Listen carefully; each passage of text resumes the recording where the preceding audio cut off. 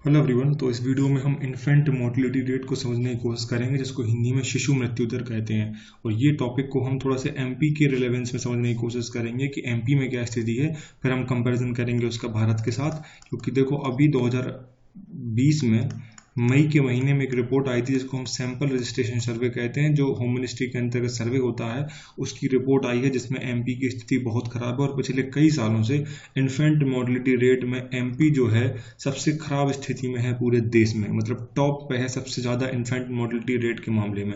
इसलिए इशू जो है बहुत ही करंट अफेयर से रिलेटेड होता है, इसलिए सारे एग्जाम्स में पूछा जाता है। अगर मैं क्वेश्चन की बात करूँ तो आप देखोगे 2017 के मेंस में लगभग 4 से 5 क्वेश्चन आए थे जो इसी टॉपिक के आसपास थे। पहला क्वेश्चन ये पूछा गया था कि हाई मोर्टेलिटी रेट जो होती है, चाइल्ड मोर्टेलिटी रेट, उसके कारण क्या है, उसके कारण बताइए। ठीक है, भारत में जो उच्च मृत्यु दर है, शिशु मृत्यु दर, उसके कारण बताइए। ये 100 वर्ड में निकल नहीं आया था 2017 में। फिर एक क्वेश्चन आया था कि causes of mall nutrition in MP. Mall nutrition का डिटेल वीडियो मैंने बनाया हुआ है, अगर आपने नहीं देखा हो तो आप वो जाके देख लेना। तो माल न्यूट्रिशन से रिलेटेड जो भी आपके डाउट हैं वो सारे आपके क्लियर हो जाएंगे। माल न्यूट्रिशन को हम हिंदी में क्या कहते हैं, कुपोषण कहते हैं। तो मध्य प्रदेश को कुपोषण के संदर्भ में एक शॉर्ट नोट लिखना था आपको, अगर आपको कोई दिक्कत है तो आप जाके वो देख सकते हैं। थर्ड आया था कि maternal health service programmes in MP, मतलब मध्य प्रदेश में मातृत्व जो स्वास्थ्य है, मातृत्व स्वास्थ्य से संबंधित कौन कौन सी योजनाएं मध्य प्रदेश सरकार के द्वारा चल रही हैं, उन सबको आपको आंसर लिखना था। फिर क्वेश्चन आता प्रॉब्लम ऑफ एनीमिया, मतलब आयरन की कमी जो होती है महिलाओं में मध्य प्रदेश की, उस पर 3 मार्क्स में 3 पॉइंटर में इसका आंसर लिखना था। तो आप देखोगे कि इसी टॉपिक से रिलेटेड लगभग 4 क्वेश्चन जो है केवल 2017 के मेंस में ही आए हैं, इसलिए टॉपिक बहुत इंपॉर्टेंट है। अब 2020 में स्पेशली जो हेल्थ वाले टॉपिक हैं आपको बहुत अच्छे से करने हैं, क्योंकि हेल्थ का कोई भी क्वेश्चन इस बार डिटेल में लिखने के लिए आ सकता है। ठीक है, तो हम यहाँ पर थोड़े एमपी के कंटेक्स्ट में समझने की कोशिश करेंगे। तो ये 4 टर्म हैं, आप मोस्टली सुनते होंगे, जो अधिकतर न्यूज़ में आते रहती हैं, क्योंकि रिपोर्ट्स वगैरह बहुत सारी आती रहती हैं, जैसे नीति आयोग की भी रिपोर्ट्स आती रहती हैं। तो एमपी के रेलेवेंट में वो चीज़ें बताते हैं कि स्थिति कितनी खराब है। तो ये 4 टर्म आपने सुने होंगे। ठीक है ना, पहला होता है नियोनेटल मोर्टेलिटी, जिसको हिंदी में कहते हैं नवजात मृत्यु दर। दूसरा होता है इन्फेंट मोर्टेलिटी रेट, जिसको कहते हैं हम शिशु मृत्यु दर। तीसरा होता है चाइल्ड मोर्टेलिटी रेट, जिसको हम कहते हैं बाल मृत्यु दर।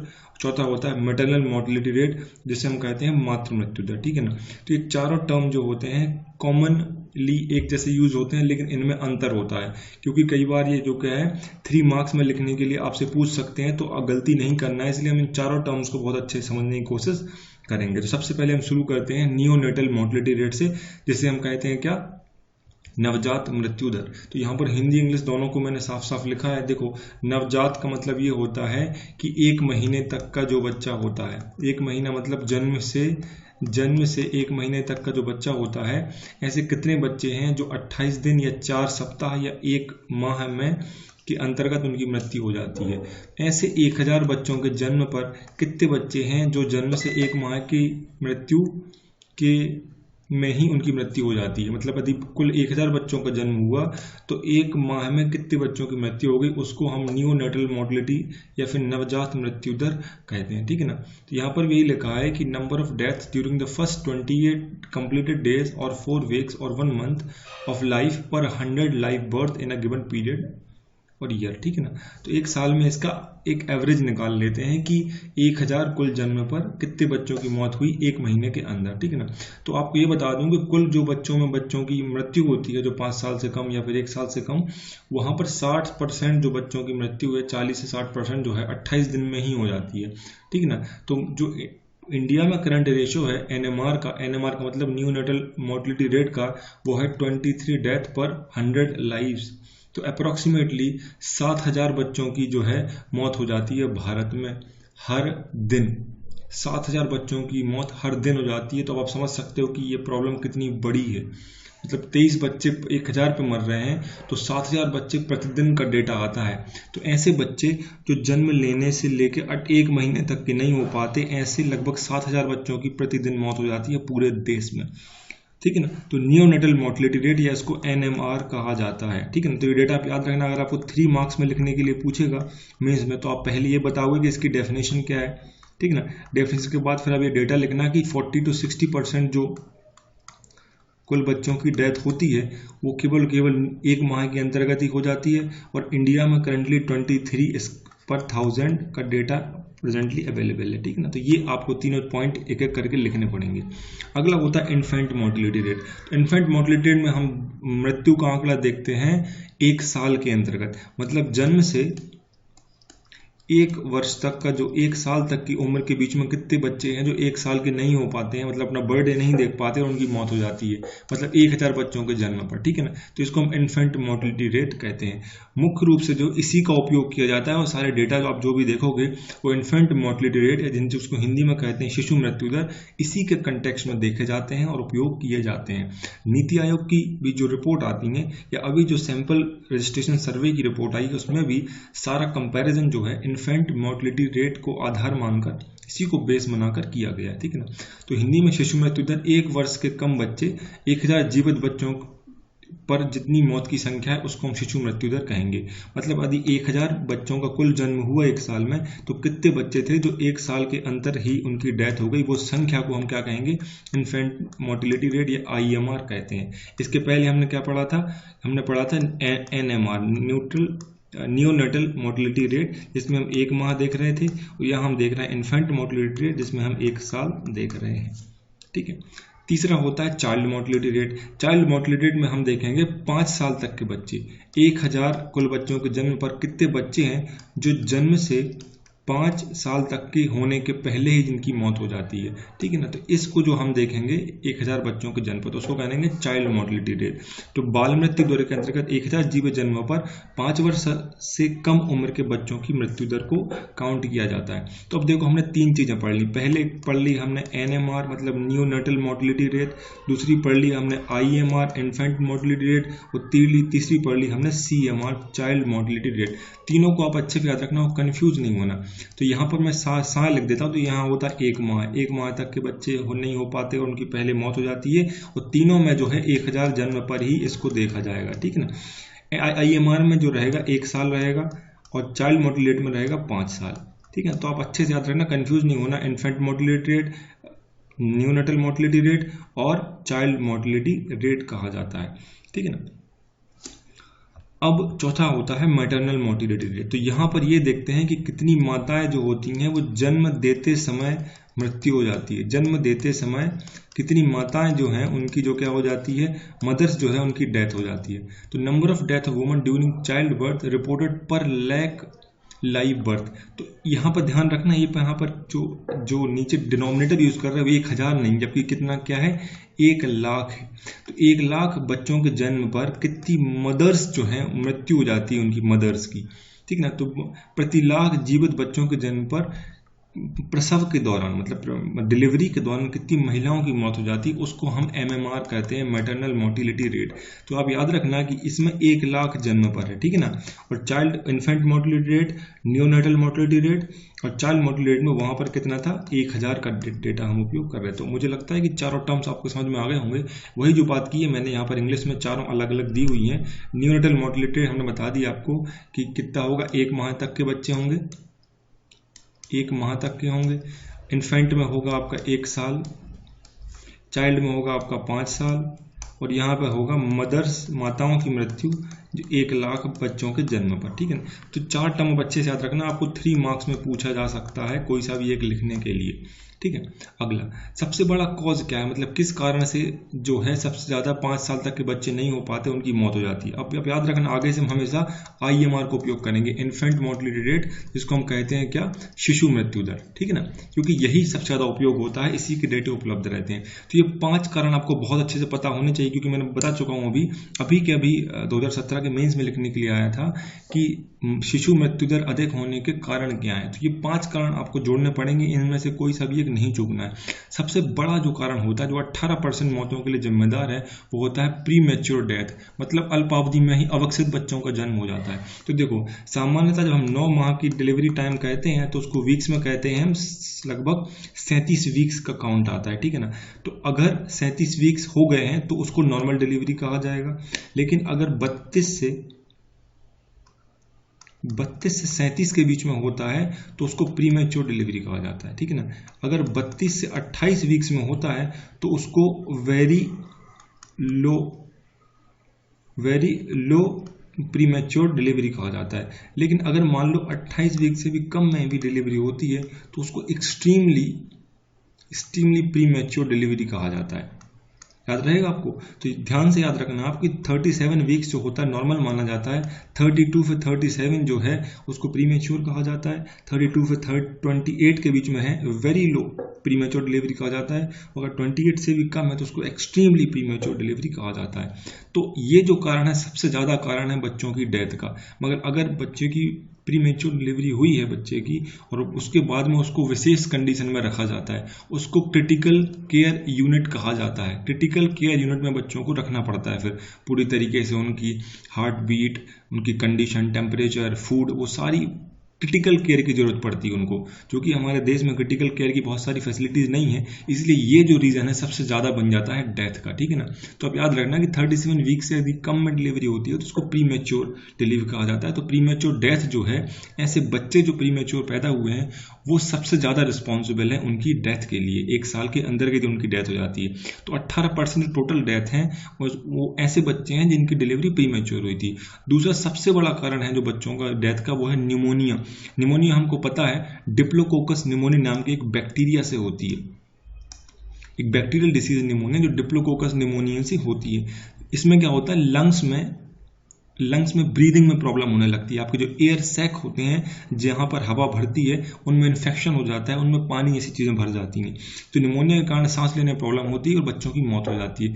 तो दूसरा सबसे बड़ा कारण क्या है, निमोनिया। तीसरा होता है डायरिया। अगर डायरिया मतलब ये होता है कि उनका पेट खराब होता है तो बहुत ज्यादा जो H2O होता है और सॉल्ट होते हैं, जो लवण होते हैं, पानी होते हैं, शरीर से बाहर निकल जाते हैं। तो पानी की कमी से और लवणों की कमी से, सॉल्ट की कमी से बच्चों को डायरिया हो जाता है। तो तीसरा सबसे बड़ा कारण डायरिया है। चौथा होता है माल न्यूट्रिशन। अब माल न्यूट्रिशन मदर को भी हो सकता है और चाइल्ड को भी हो सकता है। अगर उसने अपनी प्रेगनेंसी के दौरान खाने का, डाइट का अच्छे से ध्यान नहीं रखा है तो उसको माल न्यूट्रिशन हो सकता है। तो ये सारे कारण भी जो होते हैं बिगेस्ट डेथ का कारण होता है। पांचवा सबसे बड़ा कारण होता है कि low birth weight make up to 60 to 80% of the infant mortality rate in developing countries. जितनी विकासशील देश हैं उनमें सबसे ज्यादा जो कारण देखा गया है वो ये होता है कि बच्चे का जन्म के साथ ही लो वेट था। तो आप बोलोगे लो वेट क्या होता है? देखो, अगर कोई बच्चा जन्म के समय 2.5 kg से कम का होता है तो उसको लो वेट कहा जाता है। 2.5 से लेकर 4.5 kg के बीच में एवरेज हम लेते हैं, ठीक है ना। तो आइडियल जो होता है 3.5 kg के आसपास का जो है एवरेज इसका माना जाता है। 4.5 kg से ज्यादा है तो उसको ओबीज या मोटापा कहा जाता है, 2.5 से कम है तो उसको हम लो वेट कहते हैं। तो ये 5 जो कारण है आपको अच्छे से याद रखने हैं, निमोनिया, डायरिया, कुपोषण, कम वजन होना और अल्प अवधि के बच्चों का जन्म होना। और ये सारे फैक्ट्स जो मैंने आपको बताए ये भी आप अच्छे से याद रखना, आपको डिटेल में यही क्वेश्चन लिखने में काम आएंगे। अब भारत की स्थिति कुपोषण में आपको बता दूं कि ये देखो ऐसे देश हैं जहां पर 35% से ज्यादा कुपोषण है, 25 से 34%, और यहाँ पर है 15 से 24 वाली कैटेगरी में भारत आता है। ये येलो वाला मार्क देख रहे हो आप, मतलब यहाँ पर जो कुल बच्चे के 15 से 24% बच्चे जो हैं माल न्यूट्रिशन या कुपोषण के शिकार हैं। पूरी दुनिया में भी यही है कि भारत का जो हर तीसरा बच्चा है, 1/3 जो बच्चे होते हैं वो कुपोषण के शिकार माने जाते हैं, मतलब माल न्यूट्रिशन है उनको, मतलब न्यूट्रिशियस फूड उनको नहीं मिल रहा है। माल न्यूट्रिशन पर हमने बहुत डिटेल में वीडियो बनाया हुआ है, अगर आप वो देखना चाहते हैं तो आप जाके प्लेलिस्ट में जाके चेक कर सकते हैं।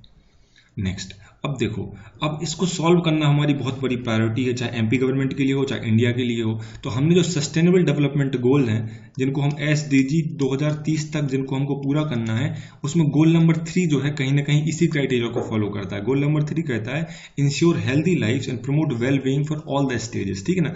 इसलिए 3.2 जो इसमें सब सेक्शन गोल है वहां पर कहा गया है कि चाइल्ड मोर्टिलिटी रेट या इन्फेंट मोर्टिलिटी रेट को हमको कंट्रोल करना है। और भारत का जो उद्देश्य है SDG में वो ये है कि हमें इंडिया का जो इन्फेंट मोर्टिलिटी रेट है वो 2025 तक 23 लेके आना है, ठीक है ना। अभी आप बोलोगे तो अभी कितना है, वो हम अभी आके देखने वाले हैं, ठीक है ना। आप याद रखना कि 2025 तक हमको 23 लेके आना है।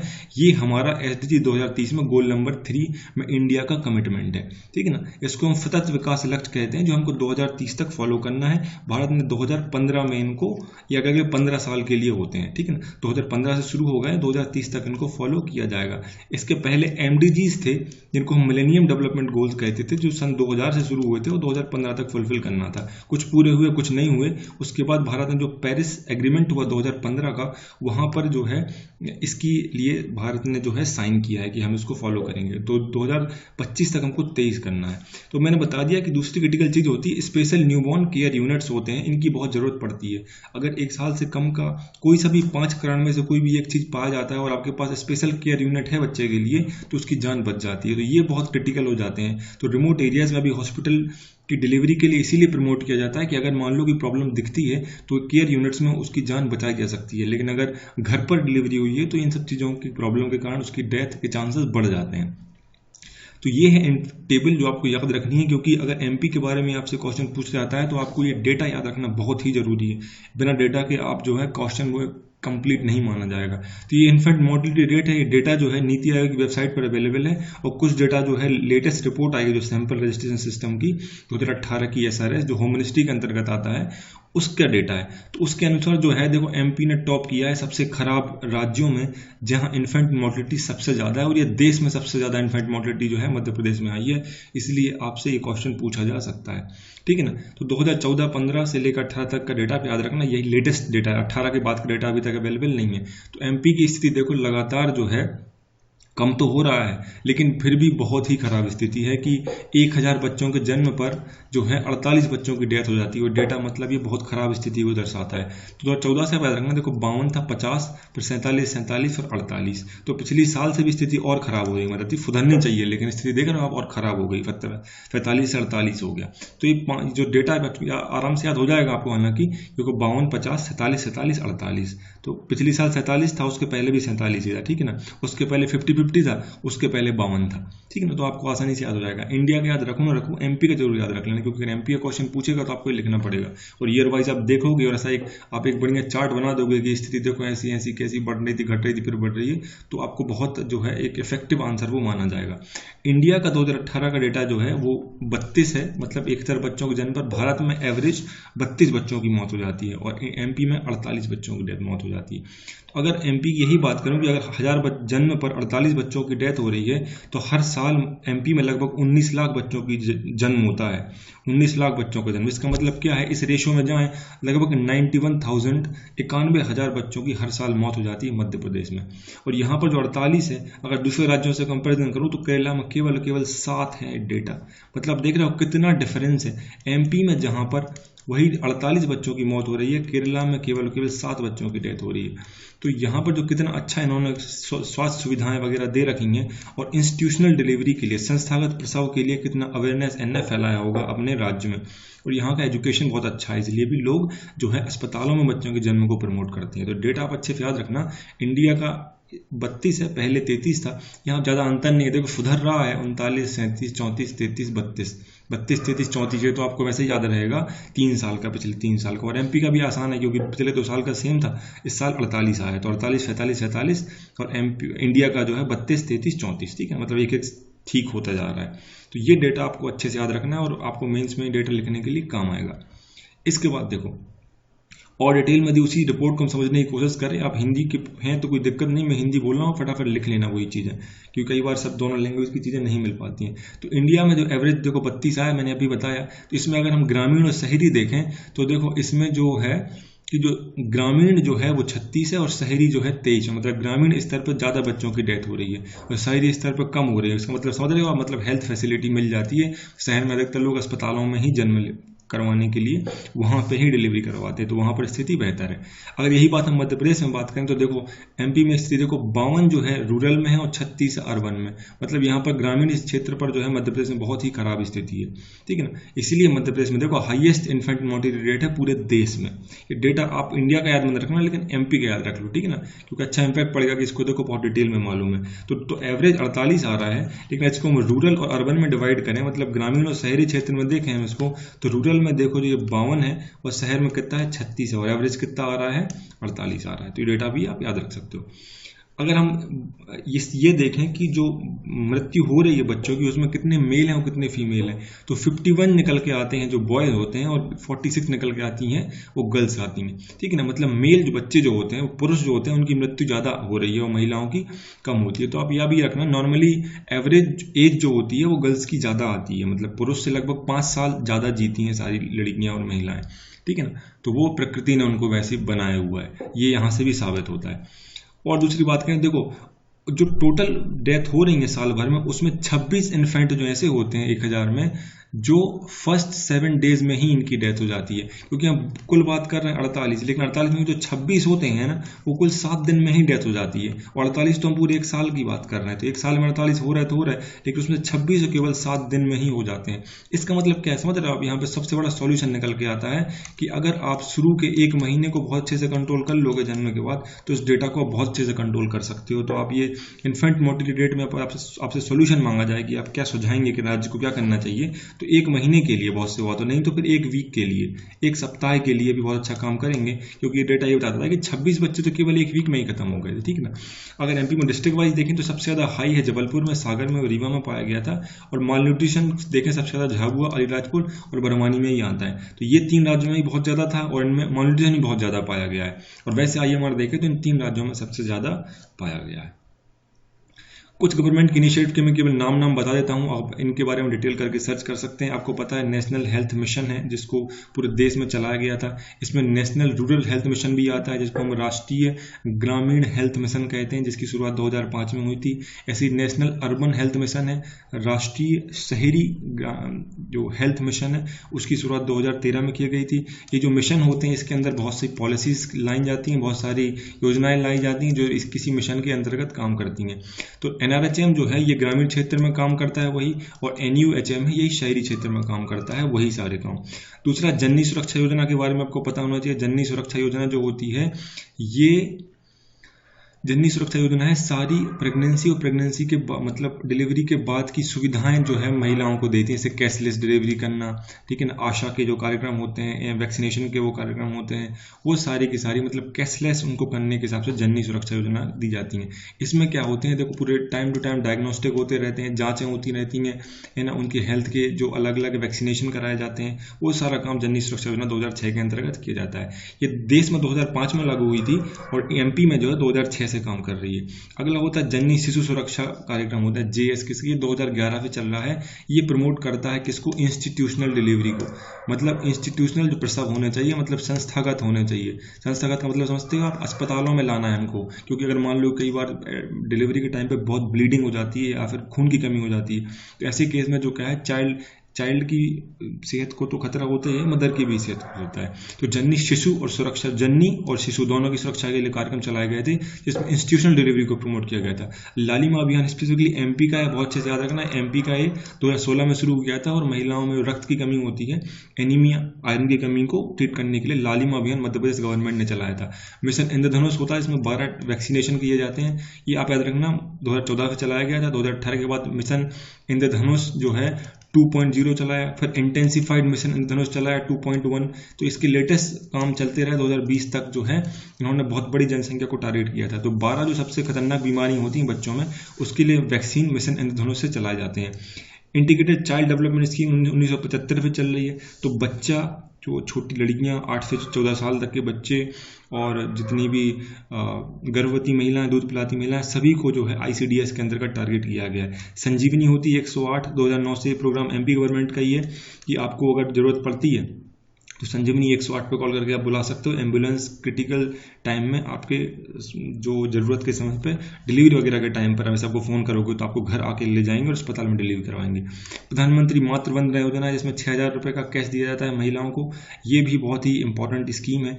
ये उनको लेबर जो महिलाएं होती हैं, जो श्रमिक होती हैं और डिलीवरी के कारण वो काम नहीं कर पाती, तो उस समय पर उनके खाना वगैरह की स्थिति बिगड़ जाती है, तो बच्चों को माल नरिश्ड हो जाते हैं, बच्चों की डेथ होने लगती है। तो ऐसा देखा गया है कि 30% ज़्यादा डेथ हो जाती हैं अगर मदर्स जो है, अगर 8 साल का एजुकेशन अगर नहीं किया है उसने, अगर कोई महिला जो 8 साल तक नहीं पढ़ी है, उसमें देखा गया है उसके बच्चों की मौत के चांसेस 30% ज़्यादा देखे गए। मतलब ये अवेयरनेस से रिलेटेड है। अगर कोई भी महिला जो 8 साल का एजुकेशन है तो उसमें देखा गया है कि उसमें कम चांस होते हैं कि उसके बच्चों की माल नरिशमेंट के कारण डेथ हो जाएगी, ठीक है ना। उसके बाद पोषण अभियान 2017 में चल रहा है, ठीक है। तो ये सारे इनिशिएटिव्स के बारे में आपको पढ़ लेना है डिटेल से। यहाँ पर हमने एक शॉर्ट में बनाने की कोशिश की है ताकि इस टॉपिक का ओवरव्यू आपके समझ में आए। जो भी डेटा बताया मैंने आपको अच्छे से याद रखना, स्पेशली जो मैंने यहाँ पर एक टेबल बताई है, इस टेबल का डेटा उपयोग करके आप सारा कंटेंट एक साथ लिखोगे, उसको समरी के फॉर्म में आप लिख लेना, ताकि मान लो ऐसे के फॉर्म में भी लिखना है तो आप लिख पाओ। मुझे लगता है कि वीडियो आपके लिए हेल्पफुल रहा होगा। अपना कमेंट करके अपना फीडबैक जरूर देना और लाइक करना, और आप जिस भी एग्जाम की तैयारी कर लें उसके लिए ऑल द बेस्ट।